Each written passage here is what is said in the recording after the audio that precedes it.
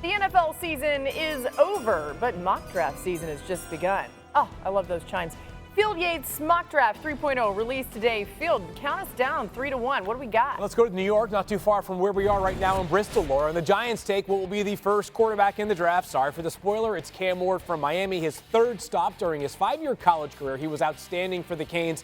He led the FBS in passing touchdowns. He's the best innovator of any quarterback in this class. He's got some magic to him as well. He was terrific in big games in the fourth quarter when Miami's defense was not really holding up its end of the bargain. Some questionable decision making he's got to clean up at the pro level, but this guy has the goods to become a solid starter. Meanwhile, the Browns, whether they have Myles Garrett or not, they're going to have themselves an excellent pass rusher as Abdul Carter from Penn State goes number 2 in this mock. He had 12 sacks last season. He has the best first step of any rusher in this entire class. There's a credible case for him to be the best prospect, regardless of position, in this draft class. And if Cleveland keeps Myles Garrett, all of a sudden they might have the best pass rushing duo in the entire NFL. Finally, the Titans have a huge decision under first-time GM Mike Borgonzi. And where do they go? How about to the most versatile prospect, not just in this year's class, but maybe in like over a decade? Travis Hunter, of course, won the Heisman for Colorado this past season, averaged over 115 snaps per game last year. The fact that he can become an all-pro level player as a wide receiver or a cornerback, too good for me to ignore. Questions about whether he'll be a full-time player on both sides of the ball.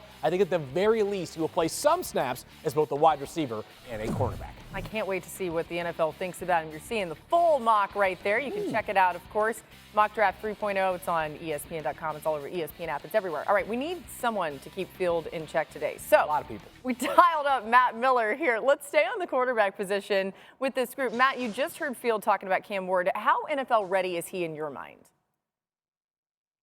I don't know that anyone can keep Field in line, but I'll do my best. As far as Cam Ward goes, I think he is the most pro-ready of any quarterback in this draft class. Field mentioned it, a 5-year player, 3 different schools. The great thing about Cam Ward was from Incarnate Ward to Washington State to the University of Miami, he played in different offensive systems. He played with different offensive playmakers. He made every single program better, and his play got better every year. You watch the Washington State tape in 2024, and you think, gosh, this is a day 3 pick. Now we're talking about him being the number 3 overall pick in the entire draft because of some of the developments that he made this past year at Miami. We're going to talk a lot about Elijah Arroyo and Damian Martinez and Xavier Restrepo. Those are the skill players that he had around him at Miami. These guys had breakout seasons because of Cam Ward. This isn't a situation of him going to a team and they already had some weapons. He made this program better. He made the offense better. He has that dynamic ability as a mover. He's got great arm velocity, great arm angles. He reminds me a lot of Jordan Love did coming out of Utah State because there's some things you want to clean up, some mistakes to his game, but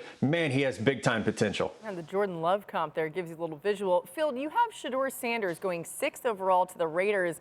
Just how different of a prospect is he from Ward? Yeah, very dissimilar. I think some people that aren't familiar with Shedeur Sanders' profile as a prospect are thinking he's Deion Sanders' son. He must be this highly athletic quarterback. No, he's not really that. This is a guy who's at his best operating from the pocket. He's the best pure pocket passer in this year's draft class amongst the quarterbacks. He has a great combination of both accuracy and ball placement. There's touch, there's anticipation. He understands how to make area throws as well. But he also led the FBS in terms of sacks taken last year, which is in large part a reflection of the offensive line at Colorado, but also the fact that this guy is not as much of a second reaction player as some of the quarterbacks that are also in this class, including Cam Ward, and guys that were taken early in last year's class, a la Jaden Daniels and Drake May, who found their way out of pressure, maybe more so than their offensive line allowed them to during their rookie seasons.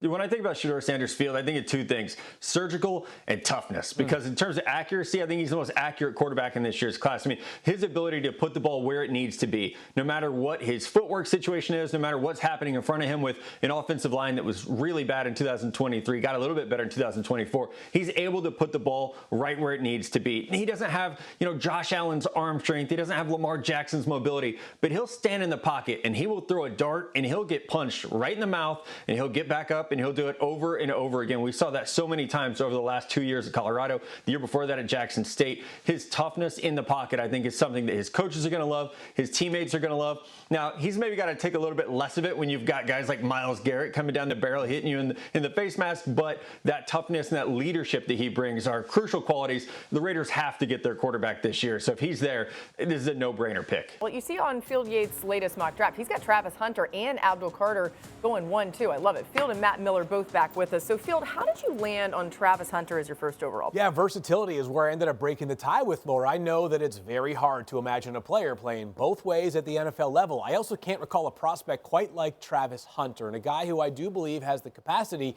to end up being a top 5 player at either as a wide receiver or a cornerback as well. The physical fitness it requires to play both ways at the collegiate level is so rare. And I've talked about this on First Draft, and we'll continue to talk about it until we get to the draft itself, is that, we talk about the prospect and the athletic skills of Travis Hunter.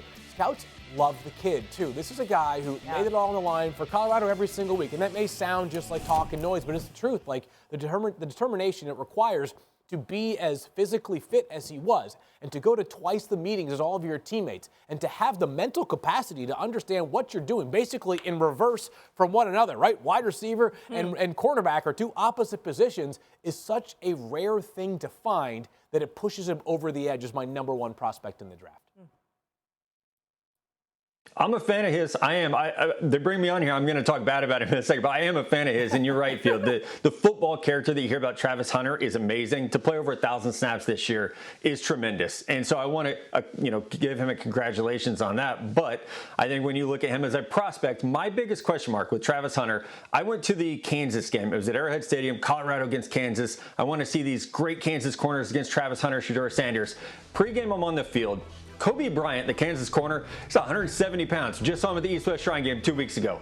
He and Travis Hunter are not that different in terms of size and stature. So when it comes to Travis Hunter, who missed 3 games in 2013 with a lacerated liver because he took a hit on the sideline, missed time in another game because of a shoulder injury in 2023, those are the concerns for me. A guy who's 6'1", he's listed at 185 pounds. We'll get a measurement on him hopefully in about 2 weeks at the NFL Scouting Combine.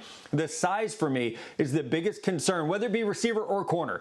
If you're playing corner, you're going to have to tackle Nico Collins and Brian Thomas Jr. and those big guys in the AFC South. If you're playing receiver, Derwin James and Pat Surtain, 200-pound corners that he's going to have to contend with. So I love Travis Hunter. He's my number 2 overall player. There's some room for concern about his game, though. Yeah, I wouldn't be surprised if we don't hear physical measurements for Travis Hunter. We saw this last year with Jaden Daniels and Malik Neighbors. It's going to become a more popular thing in the NFL world. I'll say this, though, just, as of right now, no one has told me that they've heard from Travis Hunter, hey, I am going to be definitively either a 2-way player or just a 1-way player in the NFL. It's not like he's planted his flag and saying, I'm only going to be a corner or I'm only going to be a wide receiver, or, hey, I know that I'm going to play both ways. So my feeling for an NFL team is let's start with the idea that he can play both ways, and just the fact that you might be able to check 2 boxes with 1 pick is quite literally almost close to unprecedented. So Travis Hunter, I understand why Abdul Carter is a worthy consideration for number 1 pick overall as well. But for the Titans in a new regime, making their first big bet in the draft, hard to go wrong with Travis Hunter. Probably depends on the team, too, whether they have the appetite or not for him to actually play both ways. Yes. So keep an eye on that, sure. And